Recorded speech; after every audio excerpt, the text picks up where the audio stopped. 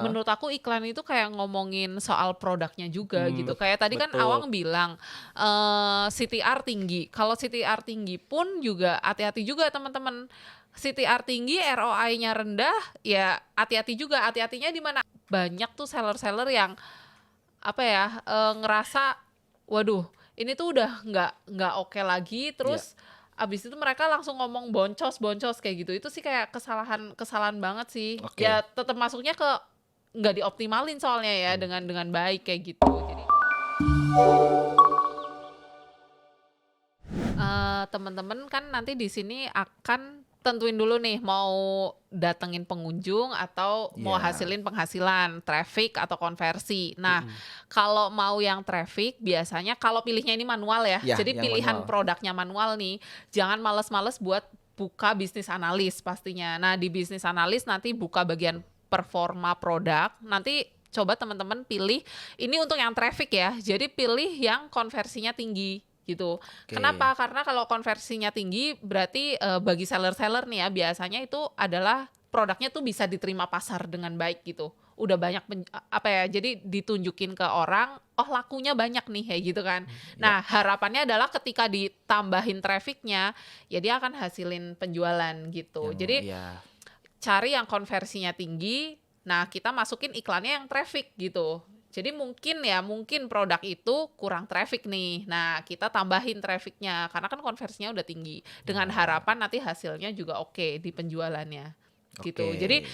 apa ya, kalau ngomongin iklan itu nggak cuma kita iklan gitu. Jadi Yes, banyak yang harus setuju. dilakuin. Bahkan termasuk teman-teman nggak boleh males tuh buka bisnis analis gitu. Karena kan kita harus tentuin produk yang cocok untuk diiklanin itu di Benar, mana. Ya benar, pasti kan di benar. bisnis analis gitu Betul, ya. betul, Nah, betul. kalau misal teman-teman mau tambahinnya penjualan, ya cari yang trafficnya udah banyak gitu. Tapi Yang konversinya rendah gitu ya. ya, tapi Oke. dibilang rendah banget juga jangan sampai nol Oh ya iya, gitu. Benar, benar. Dan harus kalau ada. nggak ada traffic pun juga, kalau mau nambahin traffic, jangan cari yang juga konversinya tinggi tapi trafficnya udah nol banget gitu, jangan. Jadi minimal tuh ya udah produk-produk stabil lah, Betul. sudah pernah ada Oke. penjualan dan sudah pernah dikunjungin orang gitu.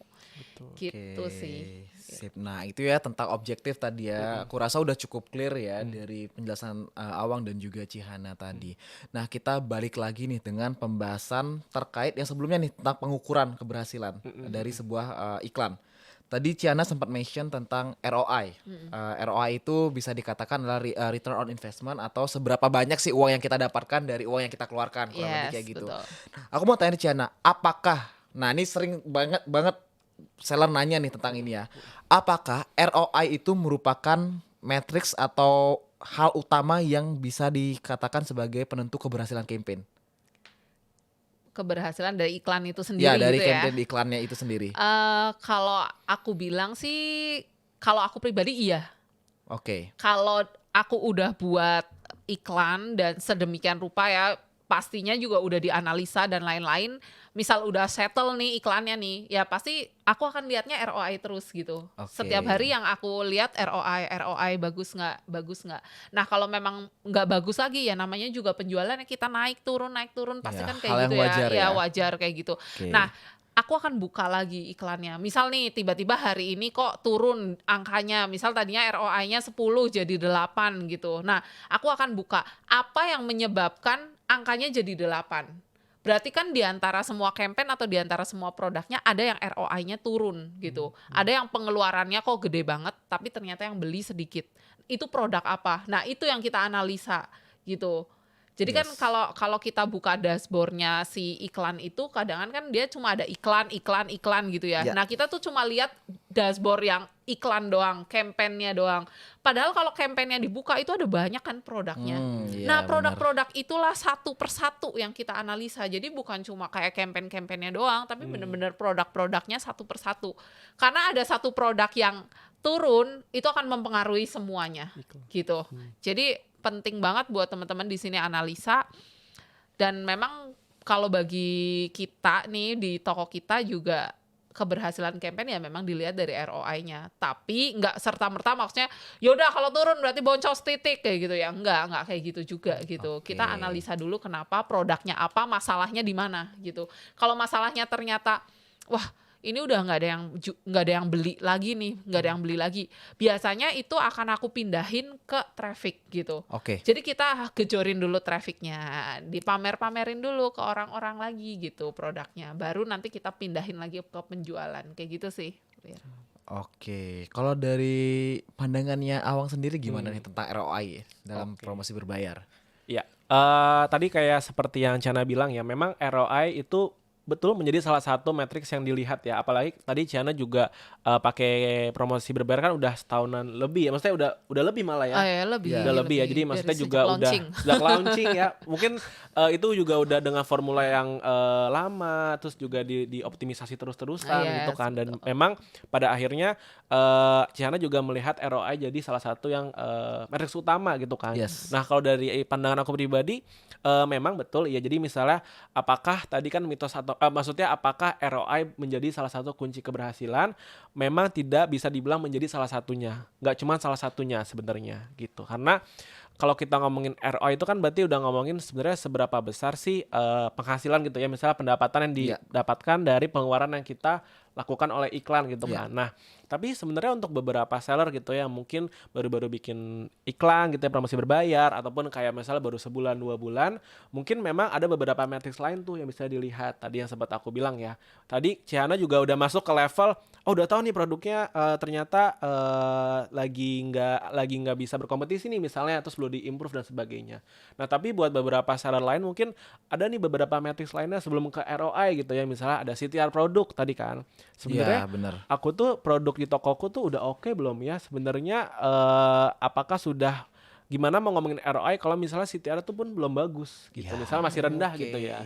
Jadi memang menjadi salah satu matriks yang diukur keberhasilan iya bisa jadi dan memang betul. Tapi kalau misalnya untuk beberapa case-case gitu ya ataupun mungkin untuk seller-seller yang baru buat ataupun juga kadang aku menemukan juga sih misalnya ROI-nya menurun gitu ya, tapi yang lainnya naik, misalnya kliknya naik, impresinya naik, pendapatan tokonya naik dan semuanya naik. Nah, itu balik lagi juga nih ke sellernya. Apakah sebenarnya dengan adanya sedikit penurunan ROI yang cuman ya berapa poin gitu ya, tapi yang lainnya tuh sebenarnya naik gitu. Nah, itu juga menjadi salah satu hal yang memang kita suka bilang nih kalau misalnya oh oke, tadi kata Chana bilang ROI turun, ya belum tentu boncos. Sebenarnya bisa cek juga tuh matriks lainnya, apakah memang ada kenaikan ataupun ada hal lain yang memang perlu diimprove dan sebagainya. Gitu. Oke, keren banget ya teman-teman. Iya, iya. Jadi itu ya sebenarnya kalau bisa dibilang apakah bisa mengukur keberhasilan bisa, tapi Bisa. bukan satu-satunya ya. Bukan. Banyak Not hal the only lain. one lah gitu. I know I'm not the only one. Kata si ROI ya kayak gitu ya, dia nggak sendiri.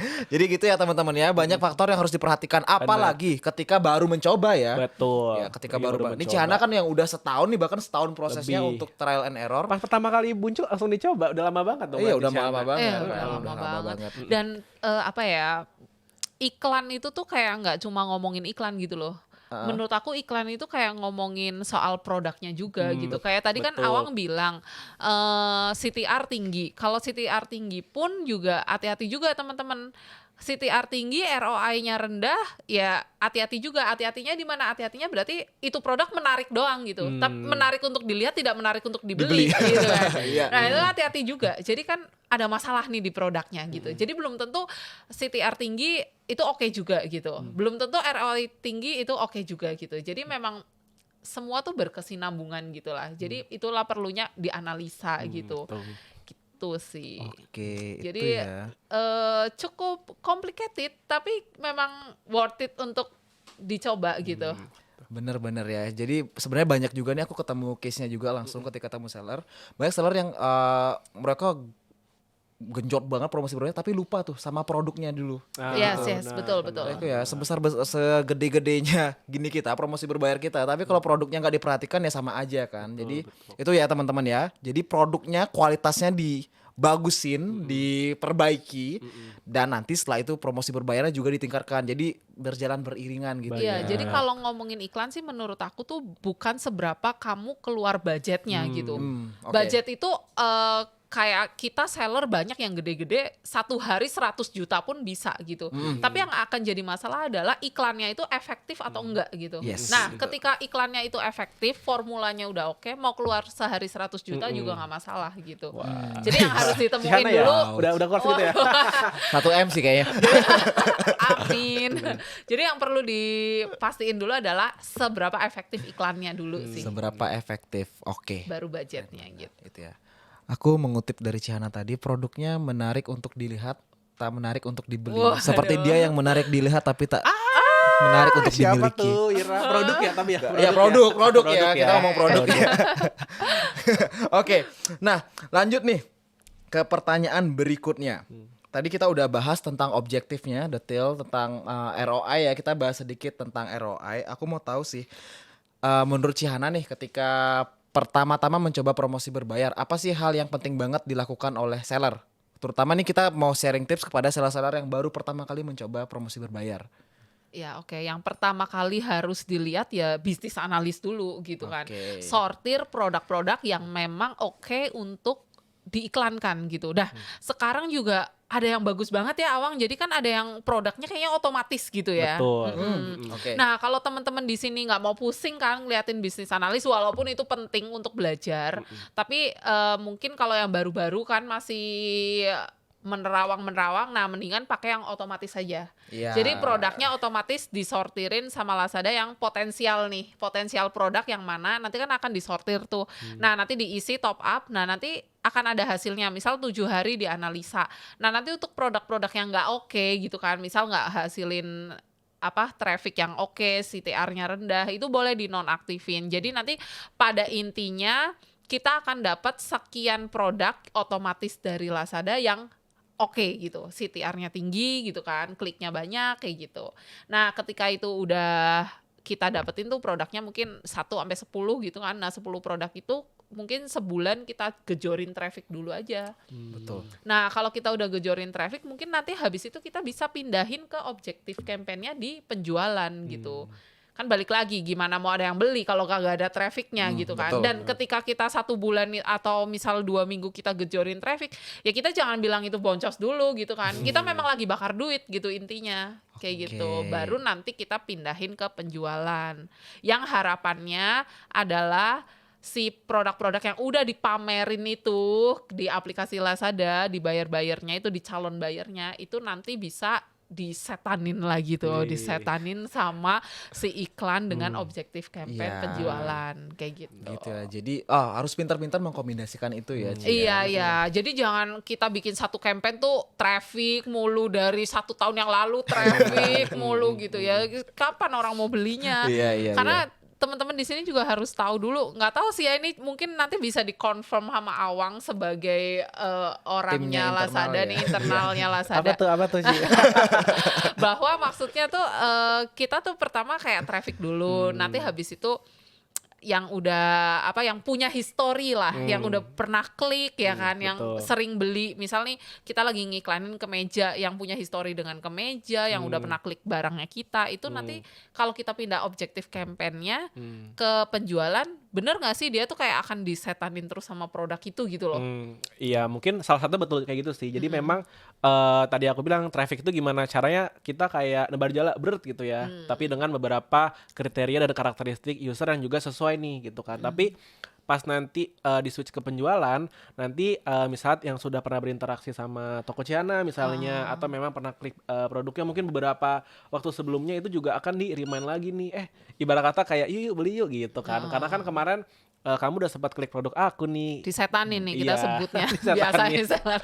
Jadi kayak ibarat kata bener kata Cihana, kalau misalnya hanya traffic aja ya udah tumpah aja airnya gitu kan, nggak bisa dituangin nih ke yang lain gitu kan, ke wadah yang memang kita khususkan buat menjual barangnya gitu. Nah, tapi juga Wirani ya, Oke. kalau udah pindah ke penjualan nih ya, kan biasanya udah nih penjualannya wah oke, ROI-nya tinggi nih. Nah, biasanya dia akan berhenti juga. Seller-seller tuh biasa udah keenakan, udah di zona Di nyaman. stop gitu ya. Yes. Jadi analisanya udah diselesaiin, terus dia nggak akan ubah-ubah iklannya lagi gitu. Biasanya begitu. Nah, itu kesalahan besarnya. Oke. Karena kan balik lagi ya tadi yang udah punya history dengan kita, ya dikonfirm lagi aja sama Awang. yang udah punya histori dengan kita kan, misal dalam satu wadah misal 1.000 pengunjung gitu ya. Nah, kalau dia disetanin terus akhirnya udah beli kan berkurang ya, jadi 500 nih yang belum beli misal gitu kan. Nah, yang 500 itu memang posisinya tuh memang ya memang gue kagak mau beli gitu loh. Gitu memang nggak mau beli ya, jadinya kan lama-lama ROI-nya turun gitu loh. Nah, jadi penting buat tambahin lagi nih trafficnya gitu. Diubah lagi ke betul. traffic gitu. Gitu. Ya analoginya seperti itu sih. Kira-kira nangkep nggak ya? Karena ya bener kata Ciana ya. Jadi Iya. kalau misalnya bener kata Ciana tadi itu traffic, penjualan, udah penjualan gitu kan. Terus tiba-tiba udah Selesai. Terus tiba-tiba mungkin beberapa waktu kemudian dia merasa kok ada sedikit penurunan nih misalnya di unit terjual tokonya gitu dari iklan gitu. Nah, itu sebenarnya adalah udah waktunya nih untuk kita mencari lebih banyak pangsa audiens lagi gitu. Memperbesar Target market lagi kita ya. gitu. Karena kan nggak mungkin dong kita kayak ayo beli. Secara realita aja kan kalau digituin kayak udah beli gitu. Maksudnya, udah cukup. Udah gitu kan. Mungkin aku akan beli lagi nanti gitu kan. Tapi maka kita sebagai seller itu mungkin Ciana ya, sebagai seller juga kita harus menggapai lebih banyak audiens lagi untuk Harus cari yang baru lah harus ya. cari yang baru lagi Yang kemarin gitu. kan udah beli gitu gitu. kan. Karena kan kompetisi juga semakin tinggi juga kan. Yes, gitu. benar. Jadi ya intinya adalah kita harus tahu kapan kita mencari traffic di awal dulu nih biar rame, kemudian rubah jadi penjualan. Nah, setelah penjualannya mungkin mulai berkurang sedikit, kita perlu cari target baru, rubah lagi ke traffic. Betul. Simpelnya kayak gitu ya. Dan juga tadi menjawab juga nih pertanyaan aku tadi yang tentang tips untuk seller yang baru pertama kali mencoba promosi berbayar. Itu tadi ya, sering-sering untuk menggunakan bisnis analisis. Iya, betul. Gitu ya. Intinya satu, teman-teman, trial and error, jangan malas untuk Iya, belajar iya, gitu betul, ya. betul. Ciananya butuh waktu setahun gitu ya. Jangan harap misalnya sehari tuh bakal naik banget, nggak bisa kayak gitu. Semua butuh waktu. Gitu ya. Oke, mantap. Keren banget. Nah, tadi itu sempat menyinggung sedikit nih tentang kesalahan-kesalahan seller ketika menggunakan promosi berbayar. Aku mau dong mungkin dari Awang dulu deh. Kira-kira selain yang tadi, selain karena tidak mau merubah objektif, itu ada nggak kesalahan dari seller lagi ketika menggunakan promosi berbayar? Kalau kesalahan mungkin ada beberapa ya. Mungkin kalau aku rangkum, yang pertama itu aku selalu bilang produk ya. Produk tuh menurut aku kunci banget sih. Yes. Jadi ibarat kata walaupun memang di promosi berbayar kita juga sudah ada pengaturan serba otomatis ya. Kayak dari campaign-nya, produknya, top up-nya serba otomatis yang mempermudah. Tapi memang sebelum akhirnya memutuskan untuk menggunakan promosi berbayar juga dilihat dulu nih produknya gitu kan. Tadi Ciana juga udah bilang. Jadi aku setuju banget produk tuh pacarnya promosi berbayar gitu. Nggak bisa dipisahkan. Ya, Bener-bener betul nggak ya. dipisahkan. Bener-bener jodoh Jodoh gitu. itu.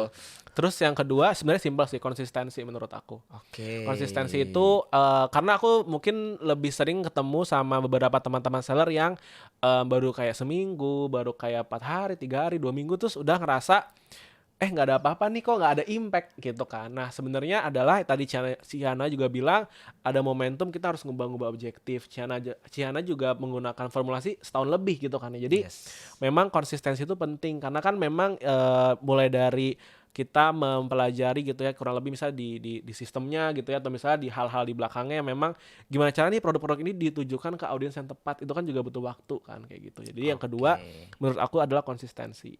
Dan yang ketiga itu adalah selalu cek performa sih itu. Jadi memang tadi kan bisnis analisis lebih ke sebelumnya.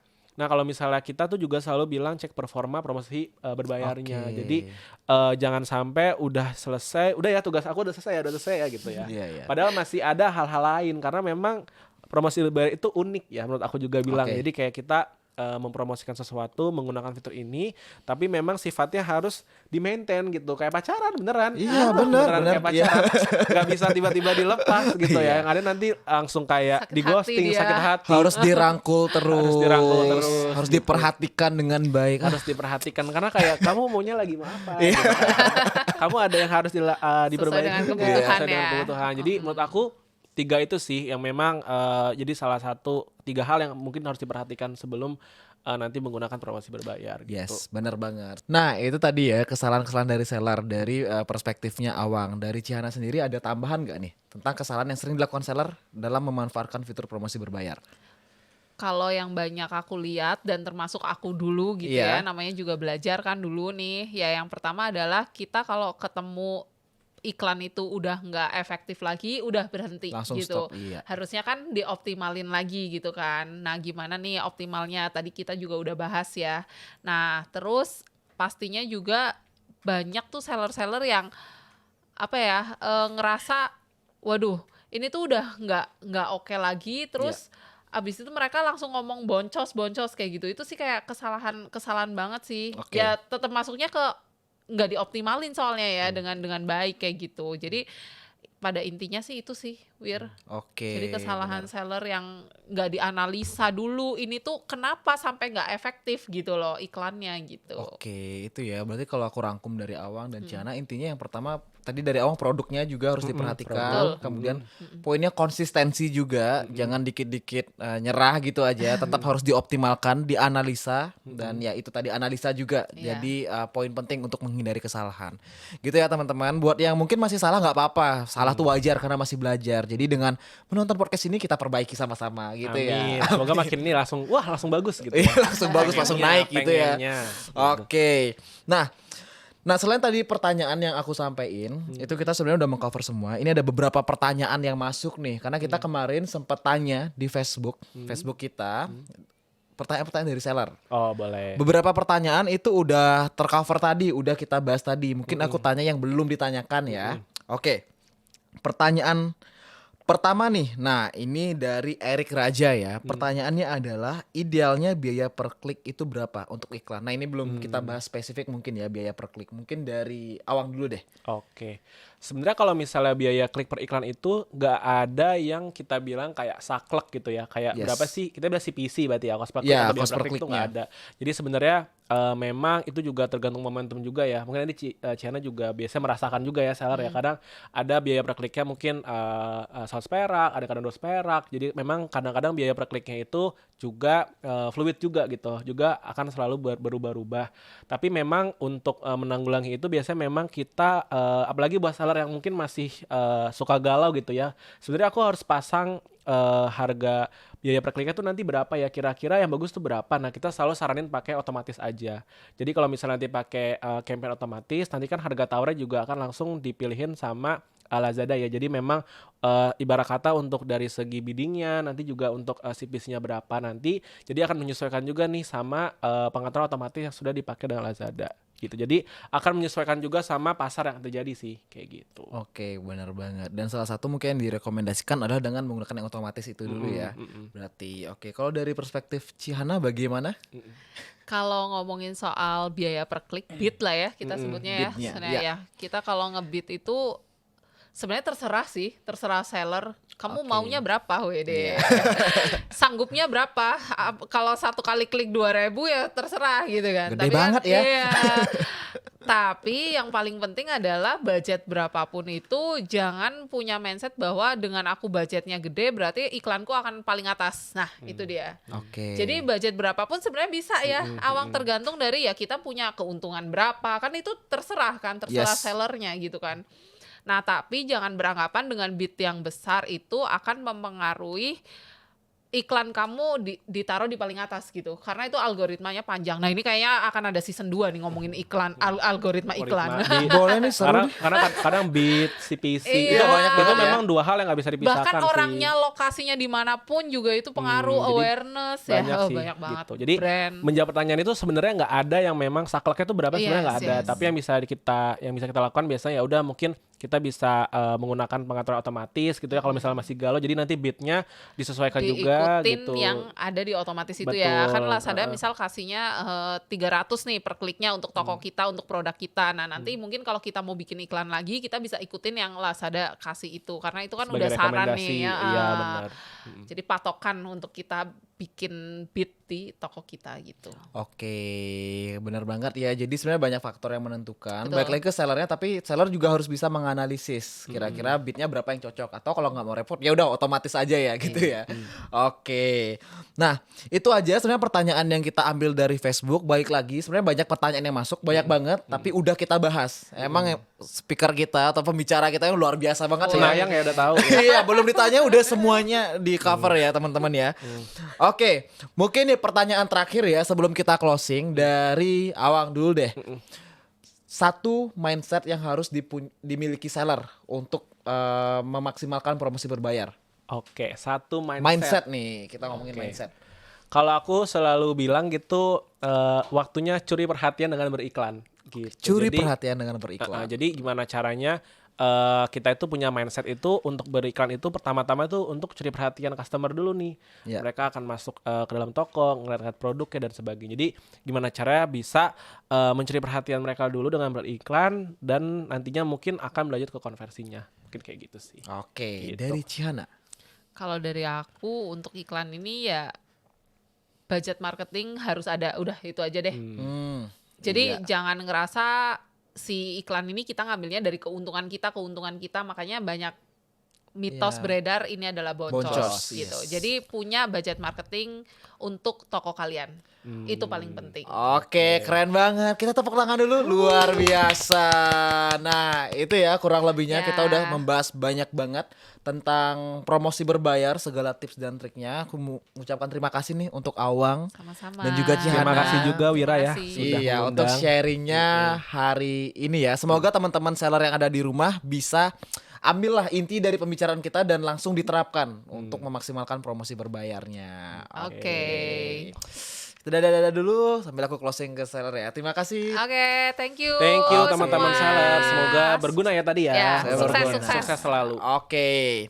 Nah, teman-teman, itu tadi dia pembahasan kita terkait promosi berbayar. Udah banyak banget hal yang dibahas. Seperti yang tadi sempat disebutkan ya sama Awang dan Chihana, itu sebenarnya masih banyak banget yang bisa kita kulik. Tapi kalau teman-teman penasaran, langsung aja bisa dipelajari di Lazada University ya. Seperti yang aku sampaikan di awal, teman-teman bisa cari di university.lazada.co.id. Nah, teman-teman bisa belajar di sana. Topik yang kita bahas tadi itu juga bisa dibaca lebih detailnya di sana. Gitu ya teman-teman ya. Dan aku mau ingetin juga jangan lupa untuk cek kolom deskripsi karena di sana banyak informasi terkait link dan juga bisa aja ada informasi giveaway untuk teman-teman semuanya. Gitu ya. Like kalau kamu suka video ini, share ke teman-teman kamu semuanya dan jangan lupa di-subscribe channel ini. Aku Wiratanaya pamit undur diri sampai berjumpa di episode podcast Seller Bertanya Trainer Menjawab. Bye bye semuanya.